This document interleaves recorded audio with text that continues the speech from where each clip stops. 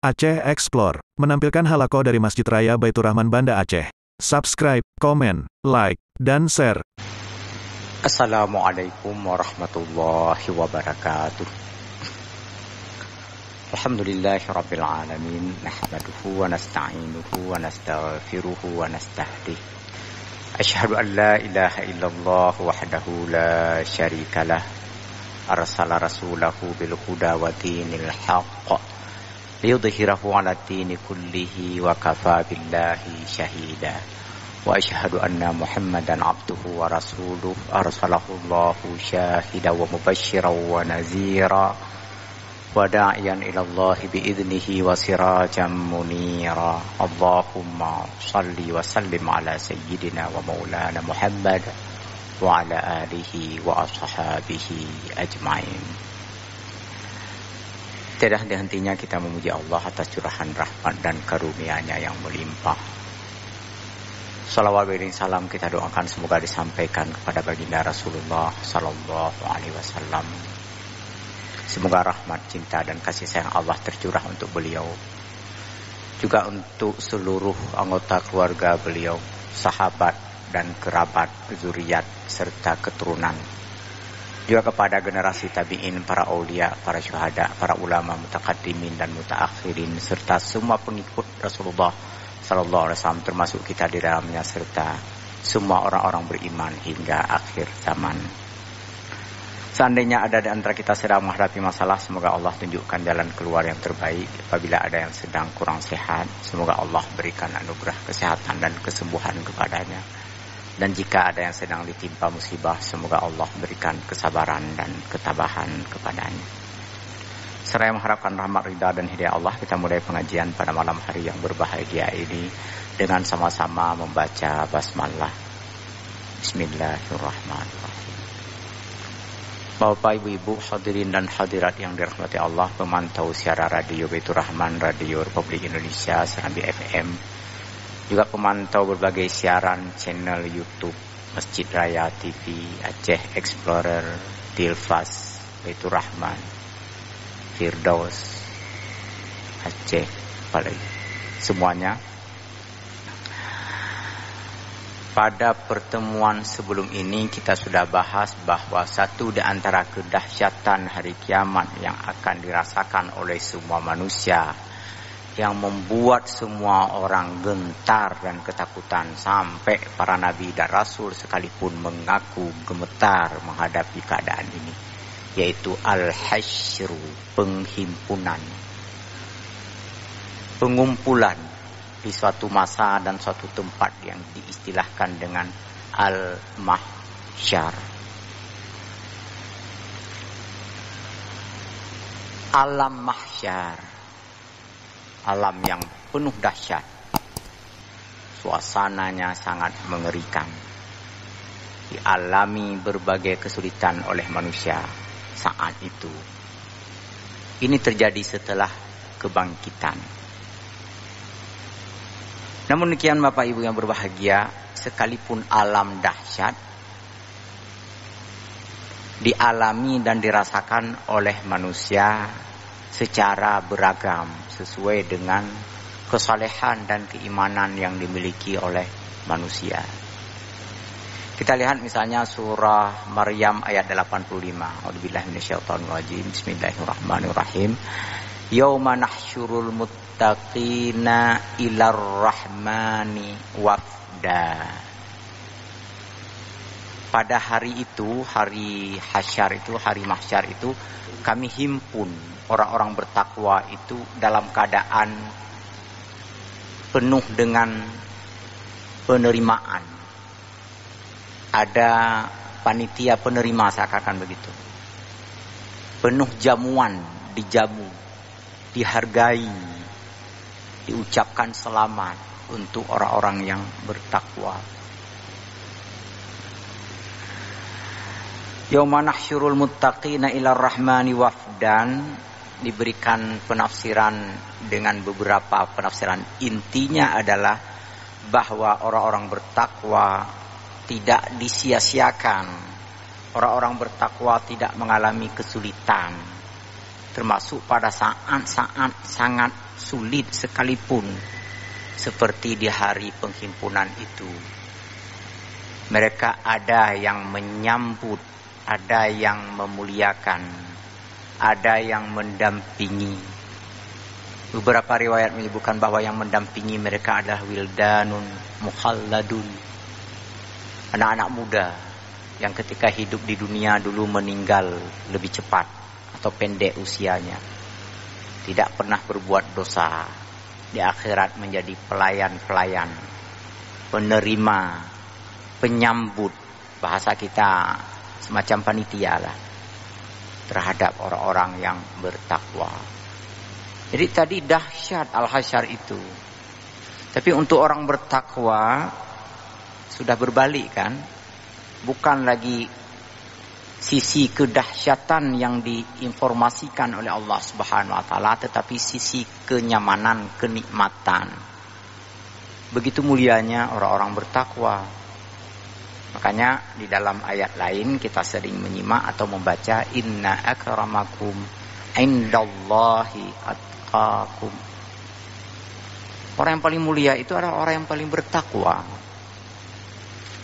Maka bukan harta, pangkat, kedudukan, pengaruh dan prestise yang harus diperebutkan, dikompetisikan sesungguhnya. Tetapi posisi ini, posisi takwa. Pesan ini berulang-ulang disampaikan, terutama oleh para khatib di atas mimbar khutbah Jumat. Usikum wa iyaya bitaqwallah. Ya ayyuhalladzina amanu taqullaha haqqa tuqatih. Ini tentu bukan penyampaian yang sia-sia, ini tentu bukan basa-basi, ini tentu bukan sesuatu yang tak ada manfaat, tak ada gunanya. Maka menyampaikan pesan takwa terus-menerus akan membuat seseorang akrab, terbiasa dengan pesan ini. Dan secara perlahan, secara bertahap akan menggiring, akan membentuk seseorang untuk menjadi orang-orang yang bertakwa, sehingga dalam suasana dahsyat sekalipun di mahsyar nanti orang-orang bertakwa tetap akan merasakan kenyamanan dan kenikmatan.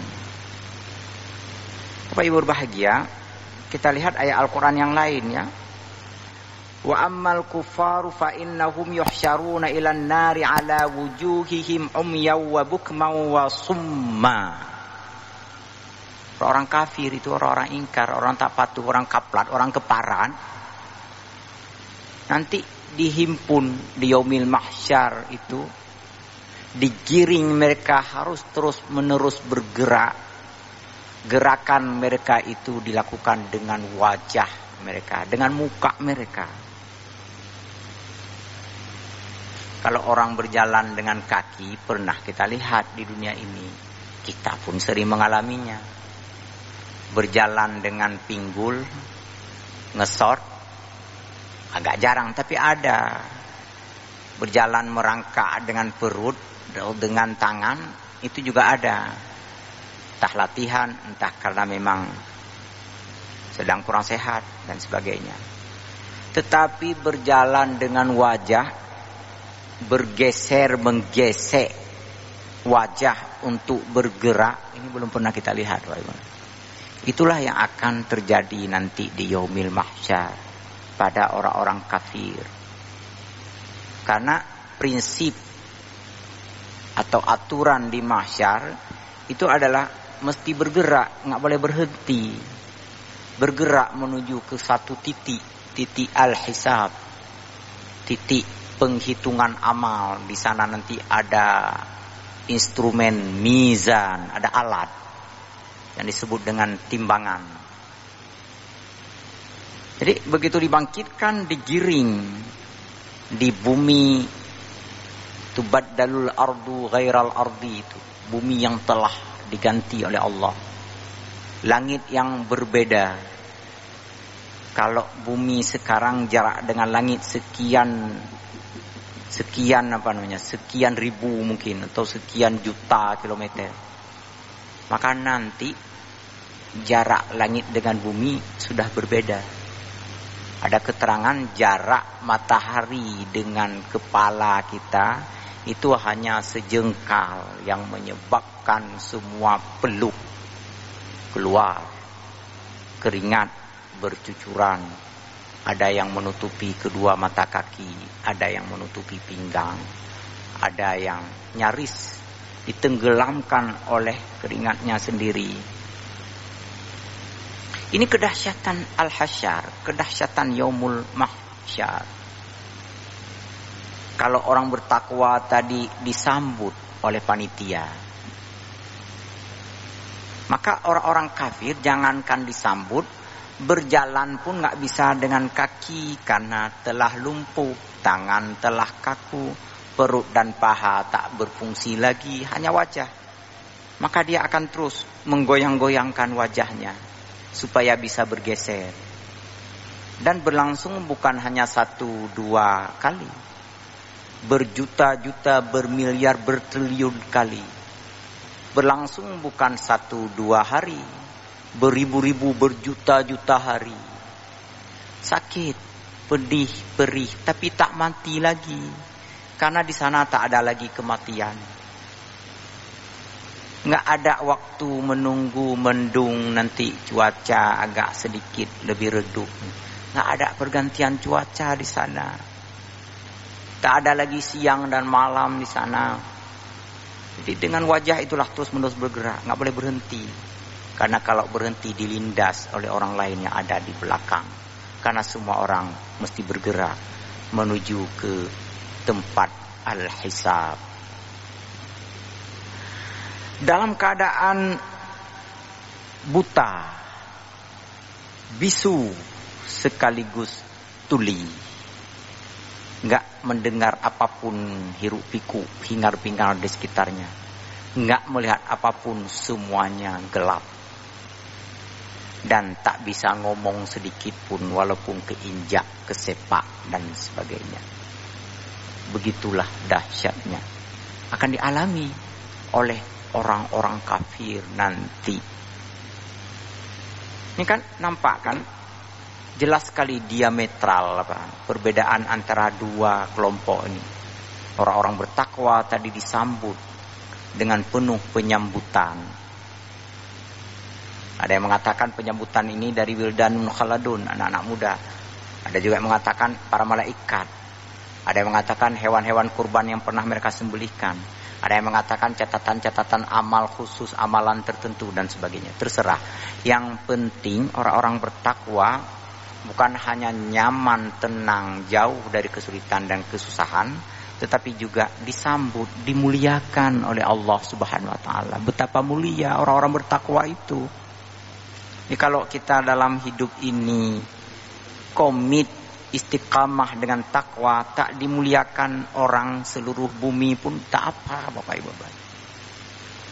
Ada yang di langit memuliakan kita, tak dihargai, tak dihormati di bumi, tak apa, karena bumi ini penuh dengan basa-basi.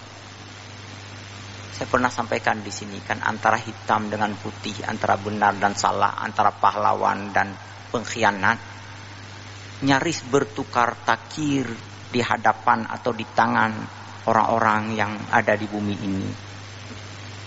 Kadang dielu-elukan, dipuja-puji, di sisi lain mungkin dicela dan dicerca.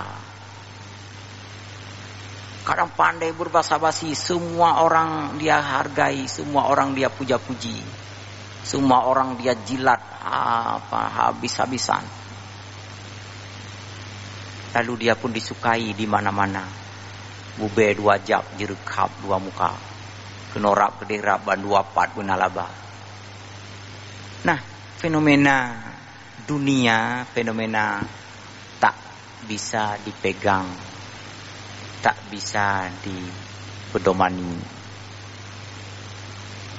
Oleh karenanya sekali lagi, komitlah, istiqamahlah atas kebenaran, atas ketakwaan, memiliki ciri-ciri ketakwaan di dalam diri kita, memperbanyak sebanyak mungkin, memperkuat sekuat mungkin ciri-ciri ketakwaan itu. Nanti di yaumil mahsyar kita akan mendapatkan keuntungannya, walaupun di dunia mungkin dicela dan dicerca, mungkin diisolasi dan diabaikan, dicueki. Masuk grup WA saja kadang-kadang dikeluarin atau diejek dan sebagainya karena dianggap nggak nyambung dengan mereka. Kenapa nggak nyambung? Karena mereka yang mereka tuturkan yang tak sesuai dengan keistiqamahan kita, tak sesuai dengan keyakinan yang ada dalam diri kita, tak sesuai dengan prinsip-prinsip ketakwaan yang kita yakini. Maka sekali lagi gak apa-apa kita dihina, dicela dan dicerca, tapi ingat di yaumil mahsyar nanti kita dimuliakan, disambut, dihargai, dielu-elukan. Surah Al-Furqan ayat 34. Alladzina yuhsyaruna ala wujuhihim ila jahannama ulaika syarrun makanan wa adallu sabila. Orang-orang yang dihimpun, yang digiring dengan wajah-wajah mereka, dengan muka-muka mereka menuju ke neraka jahanam, itu adalah tempat terburuk dan jalan paling jelek. Cara paling jelek, cara apa? Cara menggiring, cara berjalan dengan menggunakan wajah. Kemudian surah Al-Isra ayat 97. Wa nahsyuruhum yaumal qiyamati ala wujuhihim umyaw wa bukmaw wa summa. Dan kami himpun mereka pada hari kiamat nanti dengan wajah-wajah mereka dalam keadaan buta, bisu dan tuli. Surah Al-Isra ayat 97. Sekali lagi, dua keadaan yang sangat kontras antara orang-orang bertakwa dengan orang-orang kafir di yaumil mahsyar.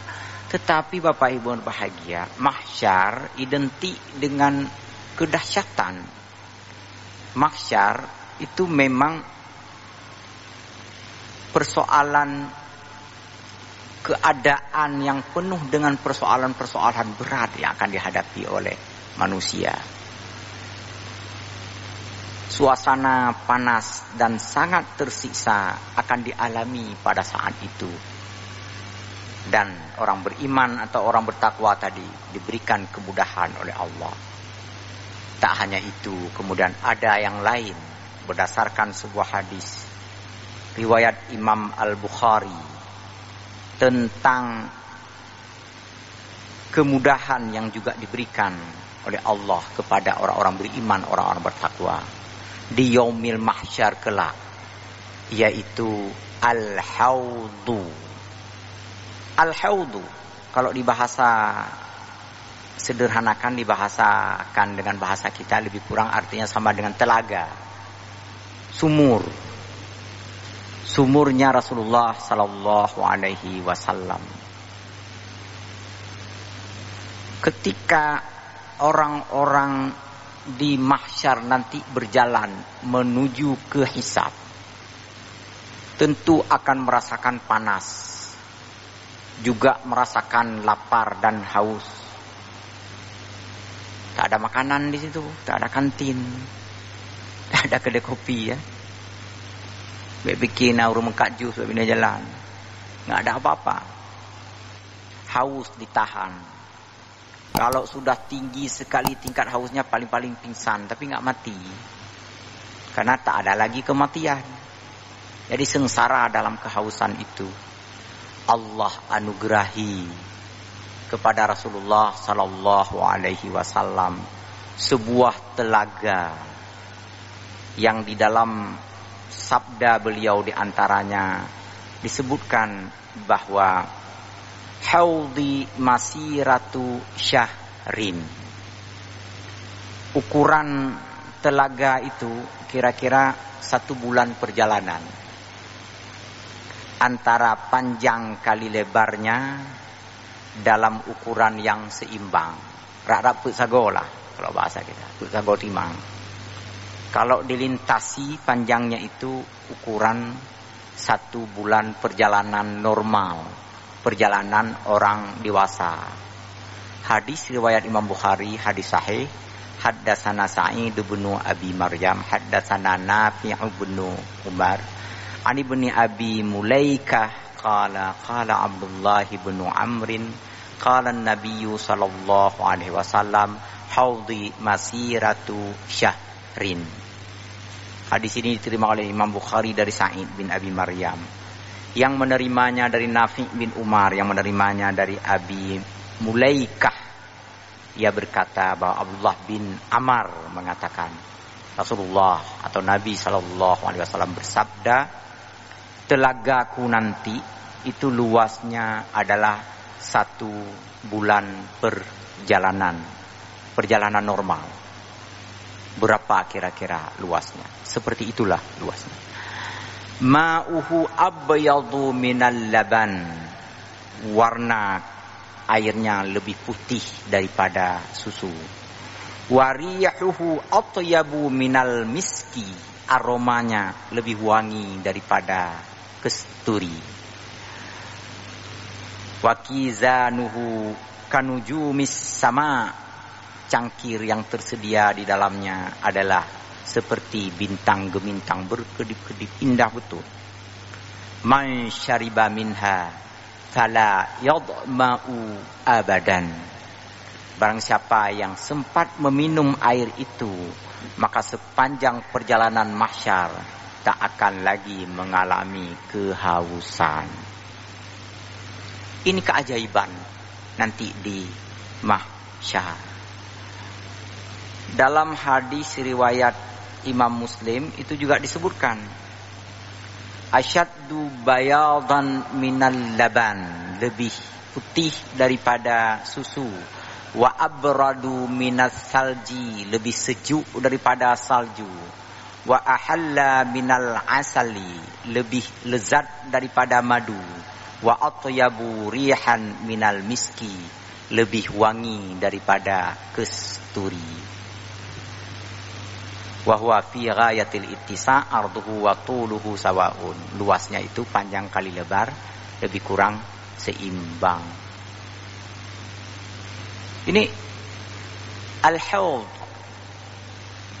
yang akan ditemui nanti di yaumil mahsyar. Luas, seluas perjalanan 1 bulan, dan tentu saja berisi air yang banyak. Siapa yang sempat meminumnya, maka ia tak akan lagi mengalami haus untuk selama-lamanya. Selama perjalanan di mahsyar itu. Bapak Ibu berbahagia, ini memang perkara yang gaib. Kepada kita diinformasikan oleh Rasulullah sallallahu alaihi wasallam untuk kita imani. Dan sekaligus menumbuhkan kesadaran dan penghayatan, menumbuhkan dorongan dan motivasi agar kita bersikap bijak, bersikap baik, agar kedahsyatan yaumul mahsyar itu bisa kita hadapi atau berkurang tingkat kesulitannya kita alami. Bapak Ibu berbahagia, ada 3 jenis manusia. Sebelumnya saya ingin sampaikan bahwa Rasulullah berdiri di salah satu sisi, yang di sisi itu air mengalir terus menerus bersalurkan saluran emas.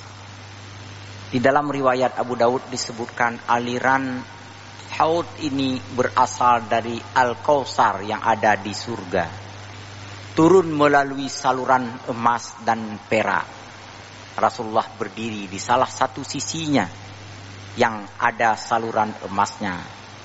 lalu menghimbau, memanggil, berseru ummati, ummati, ummatu Muhammad sallallahu alaihi wasallam.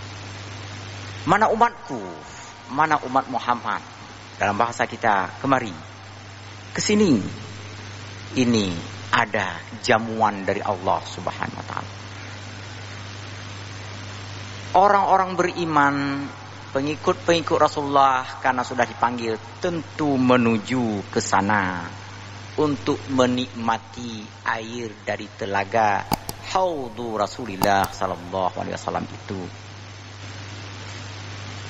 Dan ternyata nanti setelah Rasulullah memanggil-manggil, ada 3 jenis orang yang ketika mendekati telaga itu terpental kembali. Kenapa bisa terbental? Inilah yang mau kita bahas sekarang.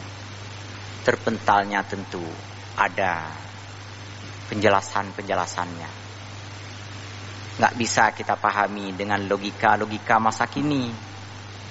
Kalau sekarang ini kan siapa yang besar dago, siapa yang kuat badan kan, atau siapa yang keras lobi kan, bisa mendekat terus ke sana. Untuk kasus akhirat, lobi tak penting lagi, kuat badan tak dibutuhkan lagi. Seberapa besar amalan, seberapa banyak amalan, seberapa teguh keimanan, itulah yang menjadi andalan yang paling utama di saat itu nanti. Oleh karenanya maka ketika Rasulullah memanggil, melihat orang-orang berkerumun untuk mendekati telaga itu, ada 3 jenis orang yang walaupun dipanggil oleh Rasulullah nggak bisa dekat-dekat, tertolak, terpental dari telaga Rasulullah itu. Sahabat bertanya, siapakah mereka wahai Rasulullah? Rasulullah menjawab, may yanqalibu ala aqibaihi ba'da wafati. Yang pertama adalah orang-orang yang berbalik kembali setelah wafatku. Ini tertuju kepada orang-orang yang hidup di zaman Rasulullah tentu saja, yang mereka beriman kepada Rasulullah. Tetapi begitu Rasulullah wafat, mereka berbalik lagi, mereka mengganti iman lagi, mereka menjadi murtad lagi. Imam An-Nawawi ketika mensyarah hadis yang diriwayatkan oleh Imam Muslim ini mengatakan bahwa tak hanya yang hidup di zaman Rasulullah, semua orang murtad. Semua orang murtad tidak akan mendapatkan bagian dari telaga ini. Walaupun dia murtadnya betul-betul di akhir dari kehidupannya. Sepanjang hidup dia baik-baik saja, saleh. Begitu umur 73 tahun masuk agama Hindu, misal, ini misal aja.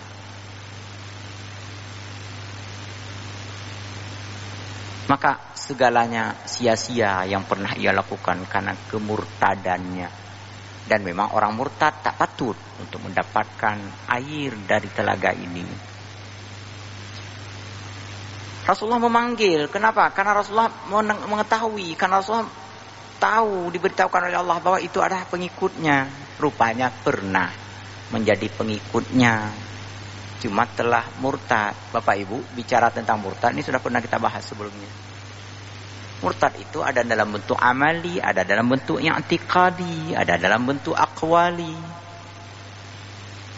Dalam bentuk amali adalah ketika dia berpaling dari hukum Allah kan. Dia nggak mau menjalani aturan yang dibuat oleh Allah. Ambil contoh yang sekarang ini, ketika orang-orang mengatakan lembaga keuangan syariah, dia palak, dia marah, terkutuklah syariah itu kan. Cukup mangat baik betul kalimatnya. Murtad kalami, murtad amali. Ya berbalik, ya mencari yang non syariah. Walaupun nggak masuk ke intikat kadang-kadang karena kesal. Pak Ibu, di media sosial ada orang yang marah betul dia kepada Habib tertentu. Apa dia bilang, saya daripada kumpul sama Habib di surga nanti, yang saya jijik melihat kadrun-kadrun itu, lebih bagus saya nggak usah masuk surga. Ini murtad kalimat seperti ini Bapak Ibu.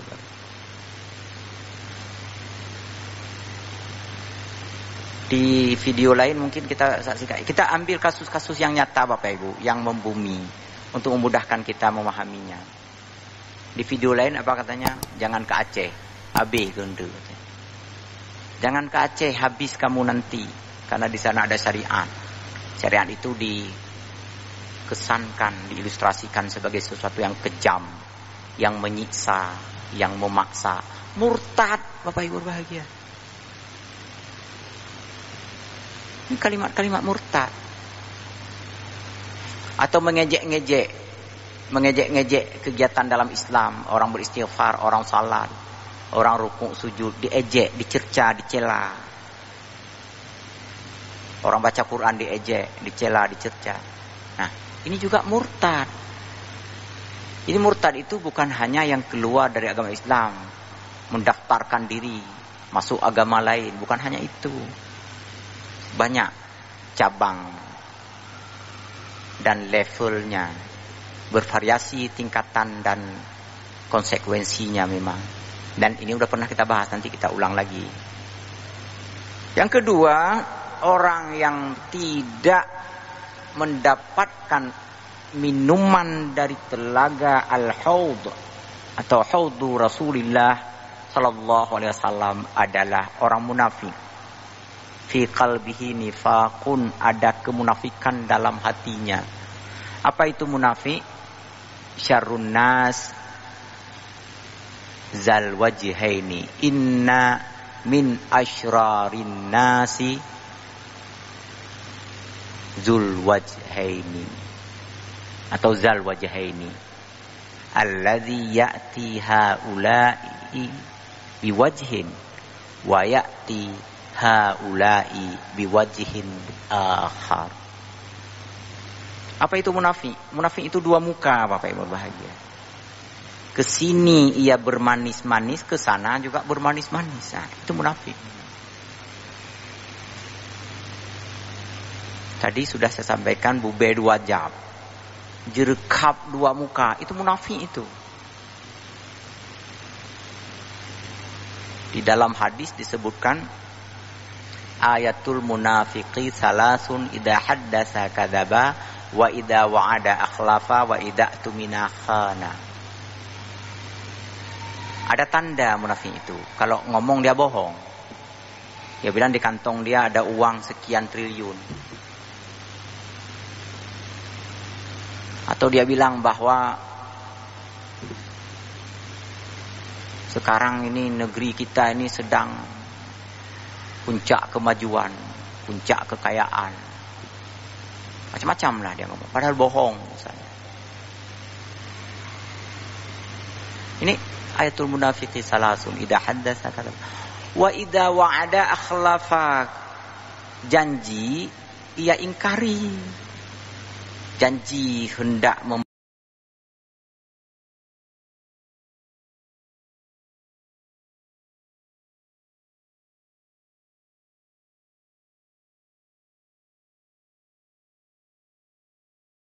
membangun atau hendak membantu, hendak menolong, hendak menyayangi.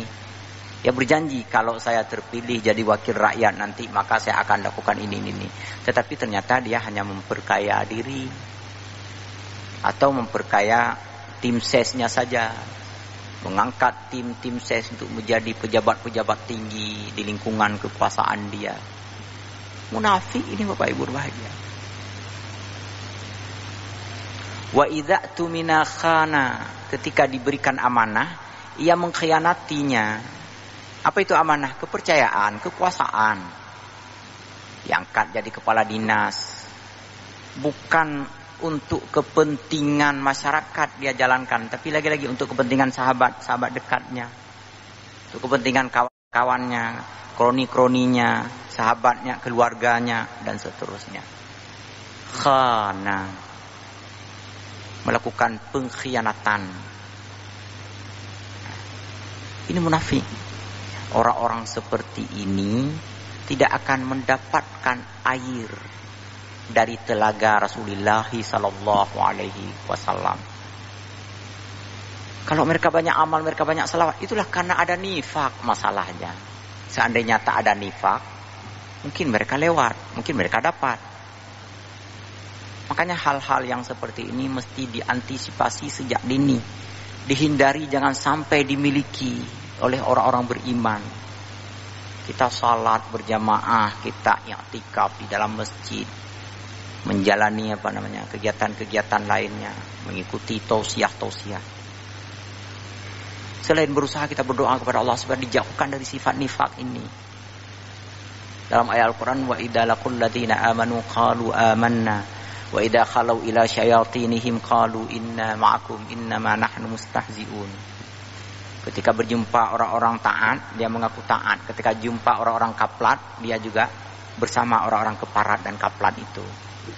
Nah, ini munafik. Dalam ayat yang lain Allah ilustrasikan orang munafik itu wa minan nasi may yu'jibuka qawluhu fil hayati dunya wa yushidullah ala ma fi qalbihi wa huwa aladul khisam. Mameh bahasa, indah betul ucapan-ucapannya, seakan-akan benar-benar dia melakukan untuk kebajikan kita, seakan-akan betul-betul ingin bersahabat dengan kita dan dengan semua orang. Wa idza tawalla sa'a fil ardi liyufsida fiha. Begitu dia mendapatkan jabatan sedikit aja udah mulai zalim dia. Tarik dan tumpuk draw saja. Jabatannya nggak mesti besar-besar, kadang cuma dekan, kadang cuma geci, kadang cuma ketua prodi. Yang penting semua proyek, semua keuntungan, semua kekayaan, semua kenikmatan untuk diri sendiri. Inilah wa idza tawalla sa'a fil ardi. Ngomong tadi kesannya santun sekali. Wahaba, nice to meet you. Senang sekali berjumpa dengan Anda. Senang sekali bisa berkomunikasi terus menerus dengan Anda. Senang sekali saya berada di grup ini. Cukup mame. Untuk umalu udransang makin muda aja. Nah, ini fenomena lain lagi. Yakzib wa yukzab wa yuhibbu ayyukzab kan. Ini fenomena orang akhir zaman, suka bohong, suka dibohongi. Suka bohong, suka dibohongi. Aneh memang orang akhir zaman. Yang bangga pegang sama lu umur 17 tahun. Nyancik sulitnya, tapi kita senang ketika dibilang-bilang seperti itu. Saya lihat memang yang paling cerdas di dunia ini hanya Anda. Yang bohong itu mana mungkin kita yang paling cerdas. Tapi kita suka. Nah, itu dilakukan oleh orang-orang munafik. Yu'jibuka qawluhu fil hayati dunya. Mengesankan. Menimbulkan pesona.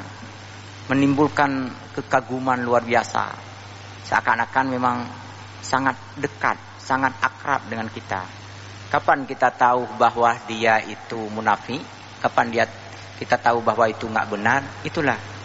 Berikan kesempatan untuk berperan. Wa idza tawalla sa'an yufsida fiha wa yuhlikal harsa wan nasal.